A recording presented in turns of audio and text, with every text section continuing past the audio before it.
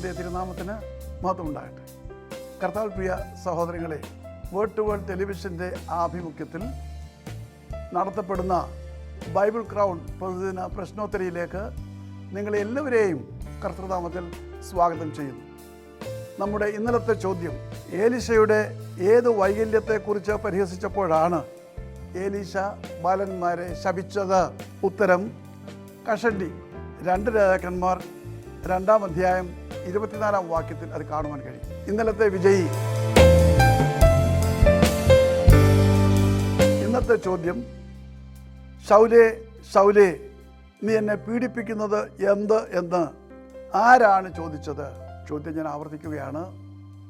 ശൗലേ ശൗലേ നീ എന്നെ പീഡിപ്പിക്കുന്നത് എന്ത് എന്ന് ആരാണ് ചോദിച്ചത്?